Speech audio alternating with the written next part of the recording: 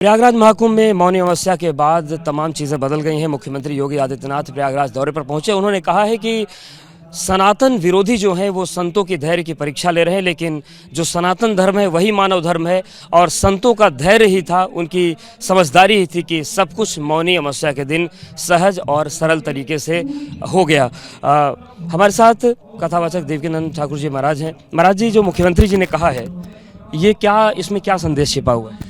देखिए, योगी जी जिस तरीके से कुंभ को चला रहे हैं, उनकी व्यवस्थाएं जिस तरीके से चल रही हैं, वो बहुत सराहनीय हैं।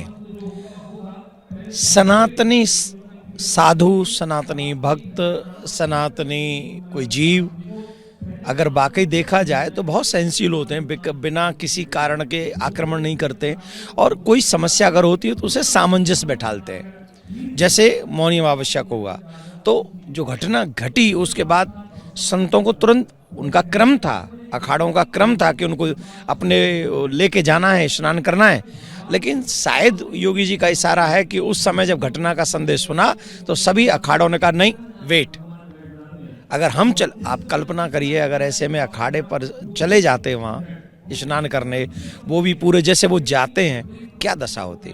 तो मुझे लगता है उस तरफ इशारा होगा और योगी जी ने अभी भी यही प्रयास किया है कि आप थोड़ा धैर्य रखिए और जो गैर सनातनी है, जो इस कुंभ को बदनाम करने का प्रयास कर रहे हैं, मैं उनसे भी कहूँगा कि प्लीज़ आप ये मत करिए और आप अपने कार्यों पे ध्यान दीजिए और 10 काम है उनको आप कीजिए। मौनी अमावस्या पे जो घटना हुई उसको आप क्या मानते हैं कि व्यवस्थाओं में चूक हुई या फिर तमाम तरह की बातें चल रही हैं कि किसी ने बदमाशी कर दी होगी या फिर इस तरीके की घटनाओं को आगे रोका जा सकता है? इसको लेकर क्या आप लोग मान रहे हैं? देखिए, मैं भगवान से प्रार्थना करता हूँ ऐसी घटना भारत में ही कहीं ना हो, मैं तो कहूँगा विश्व में ही कहीं ना हो।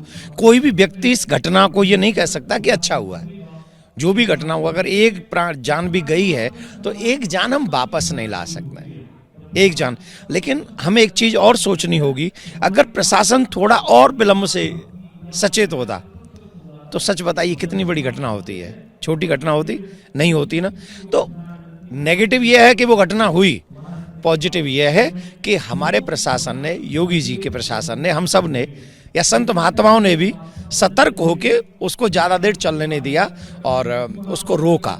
तो मैं यही निवेदन करूँगा कि आप प्लीज़ इस विषय को मत उठाइए। अब मौनी अमावस्या हो चुकी है, हम दिवंगत आत्माओं के लिए हृदय से प्रार्थना करते हैं, सच्ची में दिल हमारा भी रो रहा है।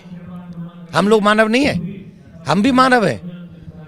वो हमारे बहन भाई गए हैं, जो भी गए हैं, 1 गया, 10 गए, 20 गए, वो हमारे गए। लेकिन अब जो क्रम चल रहा है उसको उसके लिए स्टॉप नहीं किया जा सकता।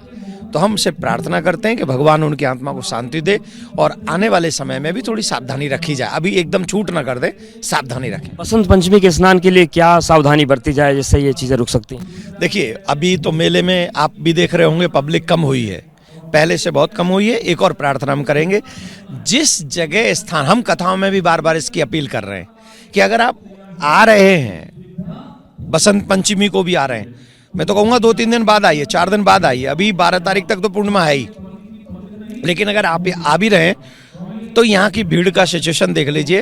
अगर यहाँ भीड़ अधिक हो तो संगम मत जाइए और जहाँ गंगा है, जहाँ जमुना है, आप वहीं स्नान करेंगे, आपको वही पुण्य मिलेगा। देखिए, कथावाचक देवकीनंद जी कह रहे हैं कि लोगों को समन्वय बरतने की ज़रूरत है। संत समाज बरत रहा है और यही वजह है कि घटना हुई, लेकिन वक्त रहते उसको बड़ा होने से रोक लिया गया। सूरज पांडे के साथ Awadhesh, ABP news, Prayagraj. For exclusive and insightful videos, subscribe to our new channel ABP Live Premium.